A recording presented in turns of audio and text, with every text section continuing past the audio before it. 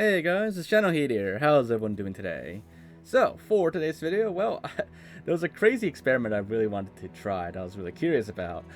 So recently, you might have noticed that on the Xbox Gear store, there's a bunch of Halo pins that cost $117,343. And that is a pretty epic price, as in like epically high.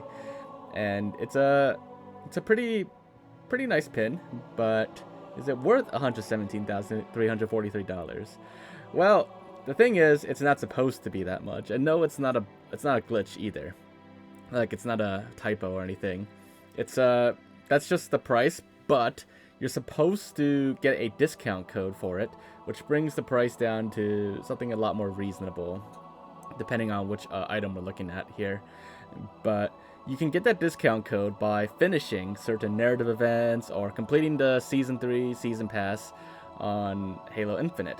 And once you complete one of those objectives, depending on which pin is associated with it, you'll get a message on Halo Waypoint with your discount code, and you just simply apply it on this website and you'll be able to order the pin. But I've been curious, what if I try to order the pin without the discount code? What if I try to check out with such a huge total? I mean, there's three or four pins, something like that. There's several pins. I'm just gonna add all of them to the cart, and then I'm gonna see if I can actually check out and pay for all of them, and see if Microsoft or Xbox lets me spend several $100,000 for a few pins.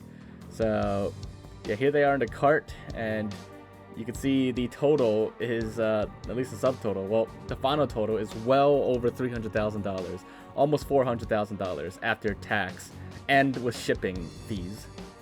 You would think that after spending nearly $400,000 for 3 little pins, Microsoft would at least give you free shipping, but no, I still have to pay a few dollars here for shipping, which is yeah, it's actually pretty funny.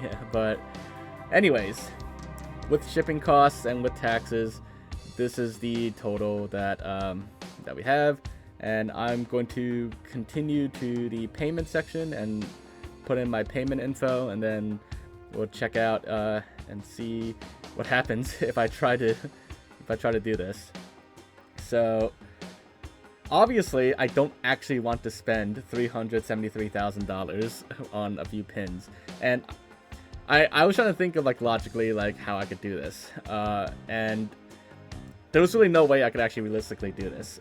No credit. I don't even think any credit cards give you a credit line that's over 300 grand, nor would they let you make such a huge purchase all at once. So I think that's pretty much the how they prevent you from actually spending that. But I entered my information anyways, and just to see what happens. I mean, worst case, there's a 30-day return policy, so I could just cancel the order or return the pin to get a refund of $373,000. But anyways, as you can see there, my card was declined, and that's not surprising. But when I clicked checkout, it did say it was trying to process the payment. But when I checked my card online to check the recent purchases, I didn't see any declined purchases hit the card, so I'm not even sure if it actually tried to charge the card several $100,000. It just didn't show up, so it might have not even gotten to that point behind the scenes. It might have just just stopped you from even going to that point. But who knows? Maybe 300,000 was too much, so I reduced it to 1. And you'll notice that when I reduce it to 1 item, the shipping cost actually changes. So the more you get, the more expensive the shipping is, even though these are just 3 tiny little pins. So technically, even though you're spending $300,000 on a few tiny pins, Microsoft still expects you to pay more for shipping. That is so anti-consumer. If you're spending that much, especially for several items at that much, they should at least give you free shipping for that. Wouldn't you agree? But yeah, so it's a little cheaper now because of the lower shipping cost, and obviously it's just 1 pin now. But after the sales tax, it's still pretty high. But even though it's just 1 item now, it's it wasn't limited to 1 thing or anything like that. It still declines my purchase. So there you guys have it. That is what happens if you do try to buy one of those Halo Infinite pins without the discount code that you get for completing the season pass or a narrative event.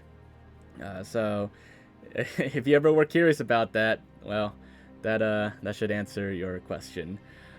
But you know, I was fairly confident that wouldn't happen, and I did like talk about this on Twitter with some other people, and everyone was, you know, very confident that there'd be no way this would happen. And like I said, I don't think any credit card like actually even gives you like a credit line that big, so I don't think there's any chance I would accidentally like end up with like a charge of over $300,000. But anyways, hopefully you guys enjoyed this video and found it to be interesting. If you did, make sure to leave a like, leave thoughts in the comments, and make sure to subscribe if you haven't already, and I will see you all next time. Bye guys.